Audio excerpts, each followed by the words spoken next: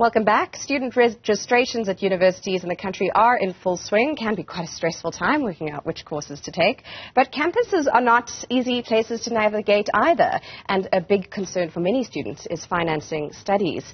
This is where NSFAS comes in, that is the state support for young people seeking further education. How the fund has been plagued by numerous issues over the past years, however, leaves much to be desired. While many school leavers aim to find a spot at university and even clinch one, the country is in need of trained artisans too.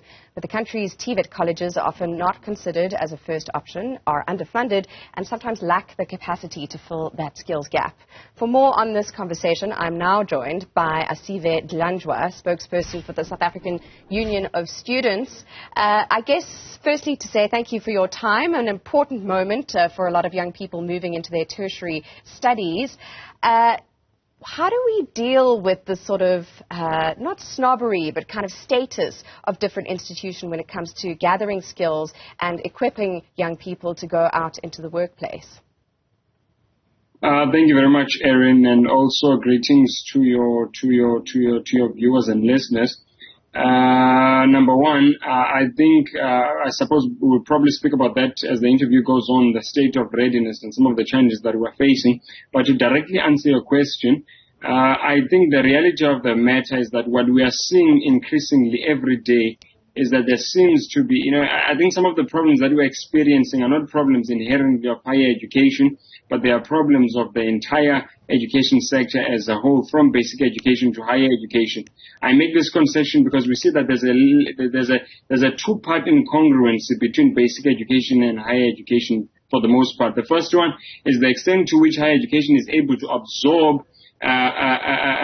candidates from who qualify to enter institutions of higher learning from basic education. There's a big incongruence in the fact that higher education does not have that capacity at all. That capacity is almost, you have 790,000 students qualifying to go to institutions of higher learning, and you are only able to accommodate less than 200,000 of those students across universities and colleges. That's the first level of incongruence that we see. The second one is with skills, as you said. We think there's a divide between, number one, the equipping of learners in basic education to be able to acclimatize to higher education. We make this concession once again based on the fact that there's a minority of students that come out of basic education with math and science who would be able to enroll in critical skills in higher education to be able to respond to the immediate challenges or socioeconomic needs of the country. And then at the third level, obviously, the reality is that the majority of programs that are offered in our institutions of higher learning, in particular universities, are actually, unfortunately, incongruent with the needs and our socioeconomic needs as a country. So there's a big divide in that respect. Thank you. I think well put in terms of the huge gap we have between what is sort of facilitated through the basic education programs and then what is demanded once we have young people going into tertiary institutions when indeed they can. I mean, that figure there, you've got some 500,000 people, eligible to go into tertiary studies who are just falling by the wayside. Let's bring NSFAS into this conversation. You've had engagements with them and with the government over funding models. I understand there were some talks. You were looking forward to a February deadline being met, and you've been sorely disappointed. Tell us why. Number one, as it pertains to NSFAS, besides the fact that for the most part the application process had been largely successful, we had misgivings with NSFAS releasing the funding decisions on the 6th of February in the first place. We believe that this was too late, because many institutions would have already been engaged in their registration.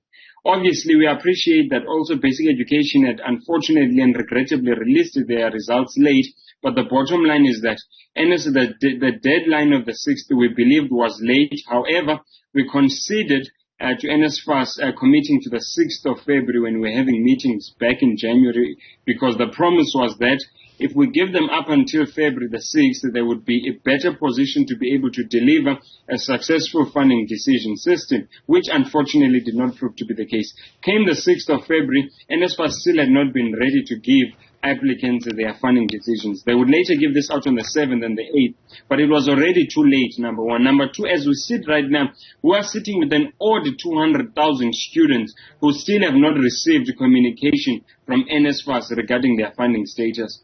Now, while this would seem maybe insignificant compared to the 900,000 odd students who have already received their positive funding decisions, the reality is that when you withhold, the people who apply for NSFAS are the poor and the working class, finish and class. Now, what is happening in institutions of higher learning? We are seeing thousands of students who are poor. When they are going to register, they have been given offers of admission by institutions. When they go to register, they are not able to because they have not received their funding statuses.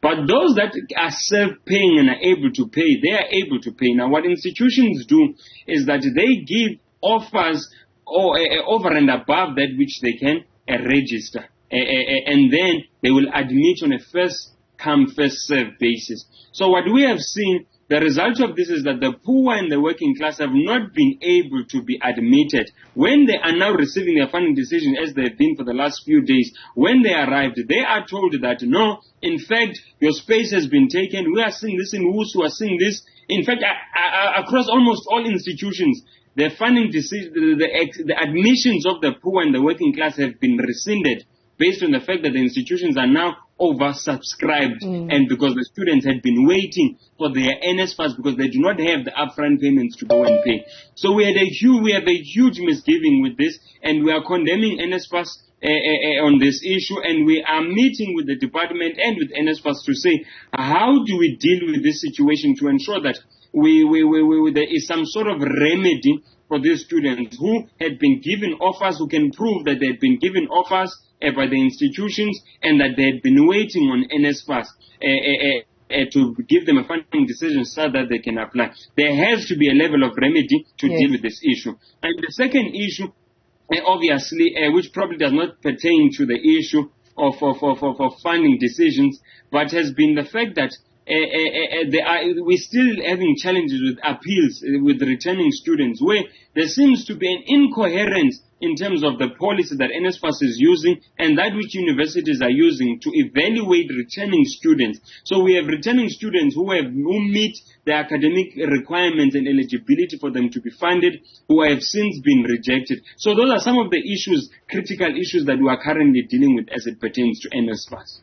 Mr. Dlanjwa, if I'm hearing you right, what you're saying then is that students who are by no fault of their own in financially tight positions, who approach NSFAS in order to obtain the necessary state support for their tertiary studies and have been put in jeopardy because they don't have an answer on their funding applications, are being prejudiced in terms of registration because they can't put bucks down on the table and sort of activate their registrations at universities. So they're being frog-leaped by students who happen to be born into better circumstances. Am I hearing you right?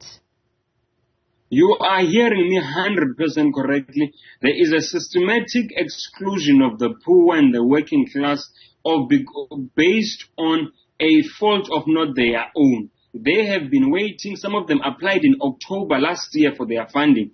Up until today, they are sitting, some of them, as I'm speaking with you, it's 200,000 students that are sitting without funding decisions. A lot of them that received it even on the 6th, on the 7th and on the 8th and up until today. When they went to the institutions of higher learning, we can give you many students, thousands of students who are in this predicament as we speak. When they arrived there, they were told that, sorry, your space has now been taken by someone who had been able to pay their upfront payments. On average, to give you an idea of what this upfront payment looks like, it ranges anything from 8,000 to 16,000 rands from different institutions. So they would have had to have 16,000 rands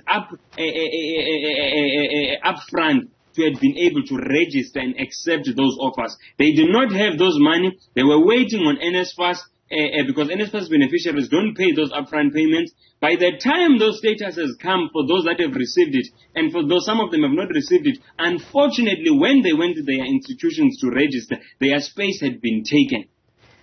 Certainly an alarming thing to hear, not least after the kinds of provisions or mentions of youth development and skills development we had from the President yesterday in that State of the Nation address. I'm afraid we're going to have to leave it there. We are short on time. But just quickly, in one sentence, if you can, you've called for a stall on registrations while these issues are resolved. Do you have a date for any kind of a demonstration or a picket or anything of that kind? And or have you given NSFAS a deadline to mop this all up?